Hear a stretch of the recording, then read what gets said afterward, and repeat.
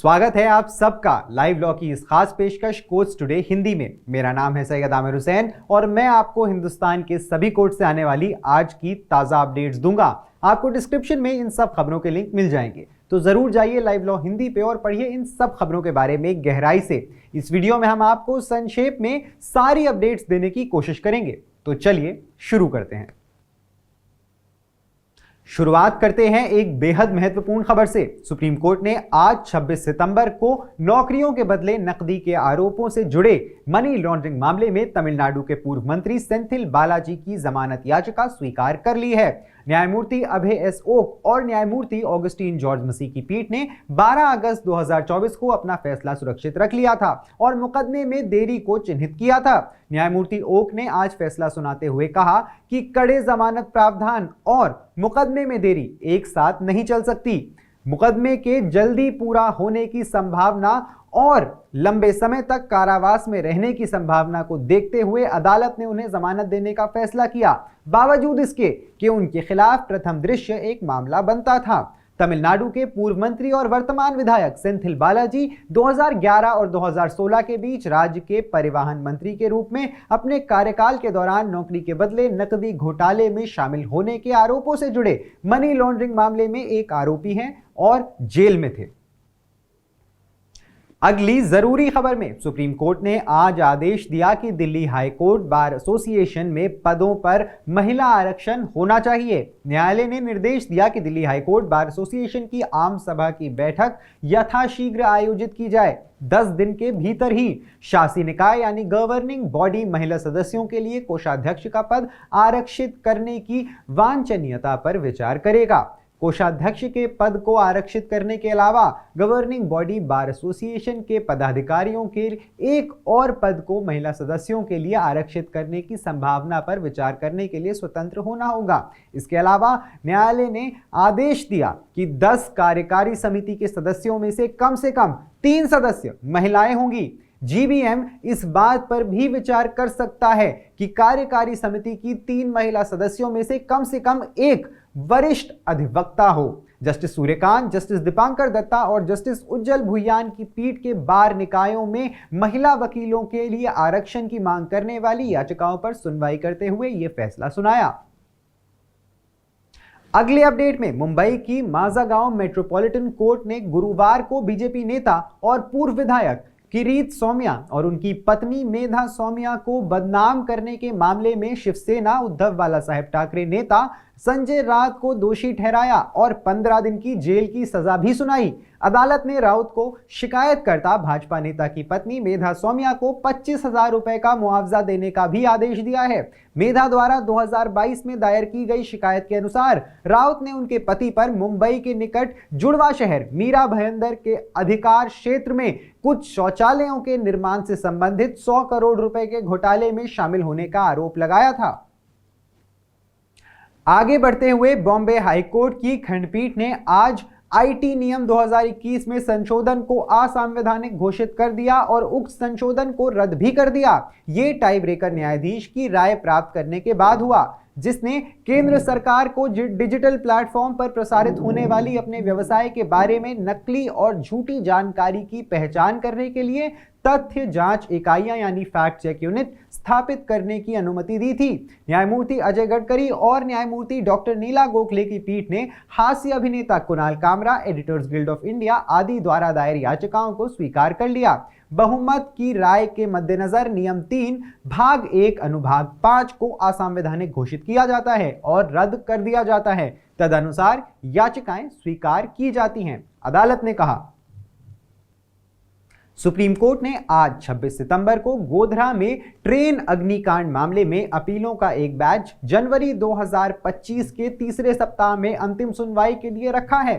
न्यायमूर्ति जेके महेश्वरी और न्यायमूर्ति राजेश बिंदल 2002 के गोधरा ट्रेन अग्निकांड के दोषियों द्वारा उन्हें दोषी ठहराए जाने के ट्रायल कोर्ट और गुजरात उच्च न्यायालय के फैसले के खिलाफ दायर आपराधिक अपील पर सुनवाई कर रही थी।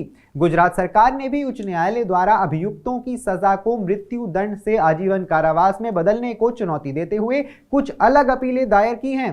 अपील 2018 से चलती आ रही है। आज मामले को स्थगित करते हुए कोर्ट ने कहा कि वो अब इस मामले को स्थगित नहीं करेंगे। कोर्ट ने बताया कि इस मामले में कम से कम 3 दिन लगेंगे। यह अपराध 27 फरवरी 2002 को हुआ था, जिसके परिणाम स्वरूप साबरमती एक्सप्रेस के S6 कोच के अंदर यानी S6 कोच के अंदर आग लगने से 58 लोगों की मौत हो गई थी, जो अयोध्या के कार सेवक थे। गोधरा कांड के बाद गुजरात में कई सांप्रदायिक दंगे भड़क उठे।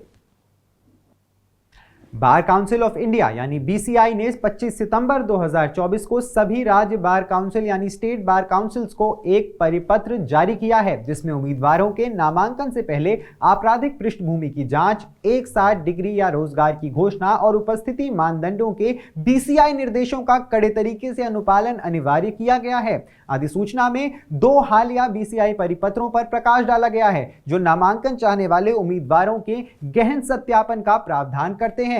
बीसीआई ने सभी राज्य बार काउंसिलों को यह सुनिश्चित करने का निर्देश दिया है कि नामांकन चाहने वाले उम्मीदवारों ने नामांकन देने से पहले आगे बताए गए निर्देशों का अनुपालन किया है। नंबर 1, यह अनिवार्य है कि प्रत्येक उम्मीदवार के लिए पूरी तरह से आपराधिक पृष्ठभूमि की जांच की जाए। किसी भी अयोग्य आपराधिक रिकॉर्ड वाले उम्मीदवार नामांकन के लिए पात्र नहीं हैं। नंबर 2, उम्मीदवारों को यह घोषित करना होगा कि क्या वो अपनी कानूनी शिक्षा के दौरान किसी एक साथ डिग्री कार्यक्रम या शैक्षणिक पाठ्यक्रम में नामांकित थे या किसी रोजगार में लगे हुए थे। नंबर 3, उम्मीदवारों को बार काउंसिल ऑफ इंडिया द्वारा अनिवार्य उपस्थिति आवश्यकताओं के अनुपालन का प्रमाण देना होगा। इसे उनके कानूनी शिक्षा संस्थानों द्वारा बनाए गए उपस्थिति रिकॉर्ड द्वारा समर्थित किया जाना चाहिए। सुप्रीम कोर्ट ने आज दिल्ली विश्वविद्यालय के छात्र राहुल जांसला द्वारा 27 सितंबर 2024 को होने वाले दिल्ली विश्वविद्यालय छात्र संघ चुनावों में सचिव पद के लिए चुनाव लड़ने की अनुमति मांगने वाली याचिका पर विचार करने से इनकार कर दिया। न्यायमूर्ति संजीव खन्ना, न्यायमूर्ति संजय कुमार और न्यायमूर्ति आर महादेवन की पीठ ने मामले की सुनवाई की और कहा कि वो ना तो चुनाव रोक सकते हैं और ना ही जांसला को अस्थायी रूप से चुनाव लड़ने की अनुमति दे सकते हैं। आखिरकार याचिका वापस ली गई मानकर खारिज कर दी गई। पीठ ने कहा कि जांसला का नामांकन रद्द कर दिया गया क्योंकि उन्होंने कई पदों के लिए नामांकन दाखिल किया था। इसके अलावा दिल्ली उच्च न्यायालय ने इसी मुद्दे को उठाने वाली उनकी याचिका पर नोटिस जारी किया था। हालांकि चूंकि अंतरिम राहत से इनकार कर दिया गया था, जांसला डिवीजन बेंच को स्थानांतरित किए बिना ही सीधे एकल न्यायाधीश के आदेश को चुनौती देते हुए सुप्रीम कोर्ट में आ गए। उत्तर प्रदेश के लखनऊ जिले की एक विशेष एनआईए अदालत ने बुधवार को एक ऐसे व्यक्ति को जमानत दे दी जिस पर राज्य पुलिस के आतंकवाद रोधी दस्ते यानी एटीएस ने अपने इंस्टाग्राम अकाउंट के माध्यम से ज्ञानवापी मस्जिद मामले में शामिल एक न्यायाधीश को धमकी देने का आरोप लगाया है। विशेष एनआईए न्यायाधीश विवेकानंद शरण त्रिपाठी ने अदनान खान को जमानत दे दी, जिस पर आईपीसी की धारा 153A, 115, 506 और यूएपीए की धारा 13 के तहत मामला दर्ज किया गया था। ये देखते हुए कि उसके खिलाफ लगाई गई धाराएं 7 साल से कम की कैद से दंडनीय हैं और अभियोजन पक्ष ने इससे पहले कोई सबूत पेश नहीं किया है।